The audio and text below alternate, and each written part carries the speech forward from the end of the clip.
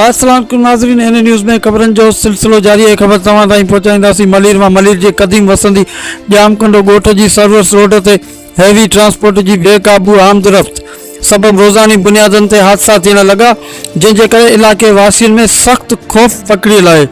इलाइक़े वासियुनि मूजिबि केतिरई भेरा इंतिज़ामिया खे आगाह करण ऐं एहतिजाज करण जे बावजूदि हिन संगीन मसइले जो को बि मुस्तक़िल हल न कढियो वियो। अॼु बि एक अफ़सोसनाक वाक़ियो पेश आयो, जिथे एक मासूम ॿार हैवी गाड़ी के टक्कर का मौजज़ाती तौर बची वियो, जॾहिं त माज़ीअ में भी केतरा माण्हू ज़ख़्मी थी चुका आहिनि।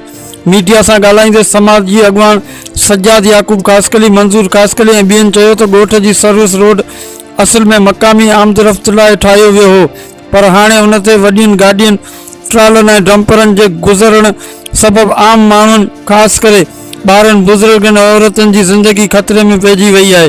हिननि वधीक चयो त रोड जे वेझो स्कूल, मस्जिद ऐं वाटर सप्लाई स्कीम जा गेट पिणु मौजूदु आहिनि, जंहिंजे करे हर वक़्तु कंहिं वॾे हादसे जो ख़दशो मौजूदु रहे थो। हिननि आला अख़्तियारियुनि ख़ासि तौर ते SSP ट्रैफिक मलीर का मुतालबो कयो आहे त फौरी तौर हैवी ट्रैफिक ते पाबंदी लगाई वञे, मुतबादिल रस्ता मुक़ररु कया वञनि जीअं इंसानी जानियूं नुक़सान का बची सघनि। इलाइक़े वासियुनि ख़बरदार कयो आहे त जेकॾहिं संदन जाइज़ मुतालबनि ते जल्द अमल न थियो त हो वधीक सख़्त एहतिजाज करण ते मजबूर थींदा।